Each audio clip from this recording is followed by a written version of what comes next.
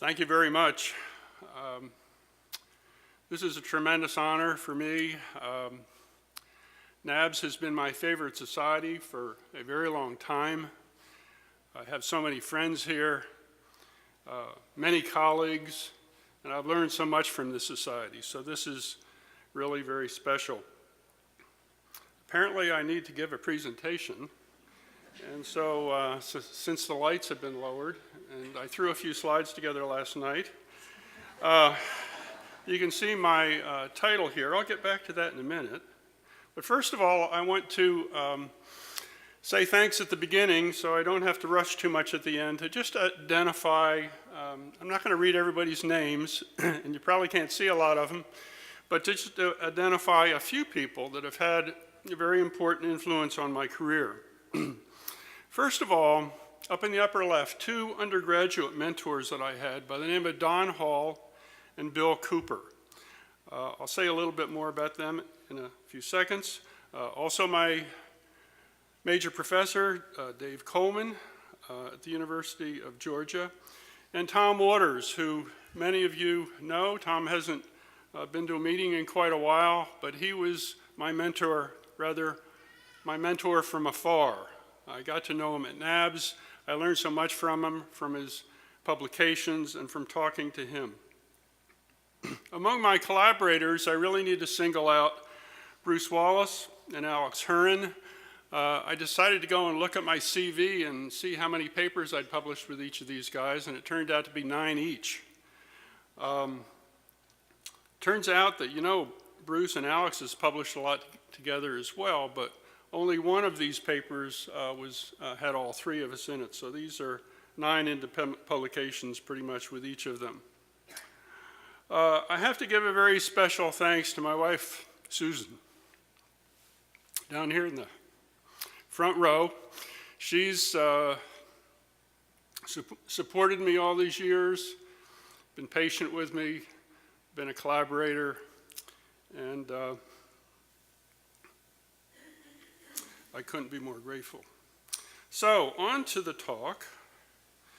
What do I mean by evolution of a benthologist? I think every scientist has their own evolution, or their pathway that they follow through their career. This talk simply represents a sample of part of mine. I can tell you that in my evolution, there's been very little intelligent design in those cases. My only intelligent design, as far as I know, was to become a professor. I really did want to become a professor, and I never wanted to become an administrator, and both have come to be the case. So that makes me very happy and satisfied in my evolution. It turns out that a lot of the research directions I've taken have been rather serendipitous. Suddenly, there was an opportunity, and I took it. And I think I was pretty good at that in my career, recognizing good opportunities and knowing when to take them. Another sub-theme of my talk is something I call wow moments. Like many of you, my interest in freshwater ecosystems, particularly the benthic animals, is often based on a sudden fascination with them. And I think we see this throughout our careers, maybe even before our careers begin. I think of these as our wow moments. We all have them, the thrill of discovery, excitement of what we see, and what we see in the way of organisms, what we see in the way of data. Certainly this is the sort of thing that can happen very early in one's life.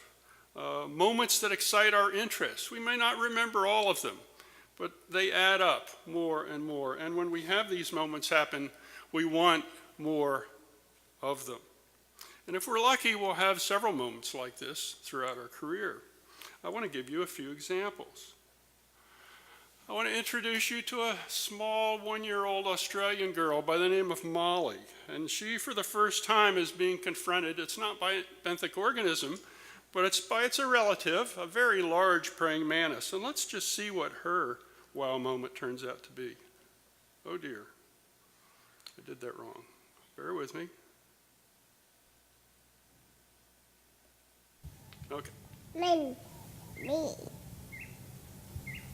It's here. Baby, sippy.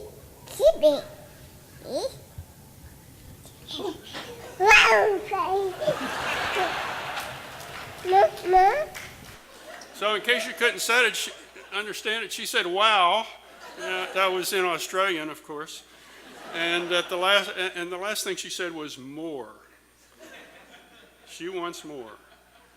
That's typically the way it is with us, isn't it? This next little video is something that you'll mostly recognize. You all recognize the dragonfly larvae, right? And what you can't see there is right in front of it is a mayfly larvae. But if you look very closely, you'll see the mayfly larvae move, and then you know what's going to happen. There he's moving. Boom. Wow, I never get tired of seeing that for some reason. Here we had it in slow motion. What could be more fascinating than that? Wow. But some of our wow moments are a little bit different. We see a beautiful sight in nature, and we've all seen this. What inspires us to be outdoors people, to be ecologists and biologists. This happens to be a site from an Alabama river.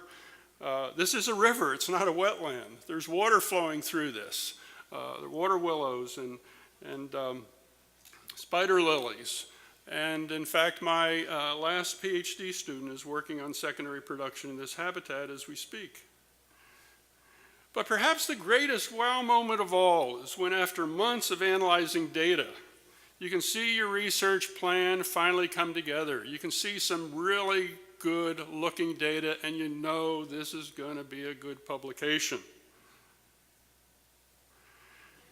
And I don't know if you're familiar with the series The A-Team. All the old timers are, I'm sure.